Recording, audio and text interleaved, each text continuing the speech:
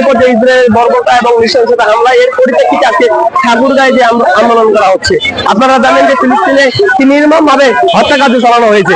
আমরা Donald Trump থেকে শুরু করে আমেরিকা এবং ইসরায়েল অর্থাৎ যত ইহুদি সংস্থা রয়েছে তাদেরকে হুঁশিয়ারি করে বলে দিতে চাই যে এদেশে আবারও লাদেন ফিরে আসবে, এদেশে আবারও গাদ্দাফি ফিরে আসবে, এদেশে আবারও হিটলার ফিরে আসবে, এদেশে আবারও সাদ্দাম ফিরে আসবে এবং আপনাদের যে ইহুদির যে সমস্যা রয়েছে সিংহাসন রয়েছে সেটাকে চূর্ণ বিচ্ছিন্ন করে দেওয়া হবে। নেওয়ার জন্য আমি জাতিসংঘের প্রতি আহ্বান জানাবো এবং এই সাথে আমি বিশ্বের সকল মানুষের প্রতি, শুধুমাত্র মুসলমান নয়, সকল মানুষের প্রতি আহ্বান জানাবো তারা যেন গাজাবাসীর পাশে দাঁড়ায় এবং তাদের সাথে যেন একমত পোষণ করে এবং গাজাবাসীর এই নির্মম পরিহাস আসলে 17-18 মাস থেকে এভাবে গাজাবাসীর উপরে অত্যাচার আসলে সহ করার মতো নয়।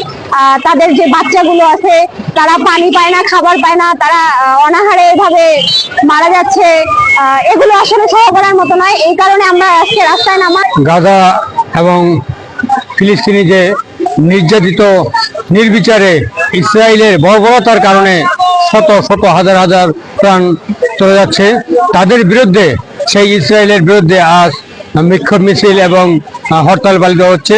আমি ক্ষুদ্র একজন রিক্সা চালক হয়েও আজ নিজে রিক্সা চালা বন্ধ করে এই মহৎ মানবিক কাজে সারা দিয়ে এখানে ছুটে এসেছি।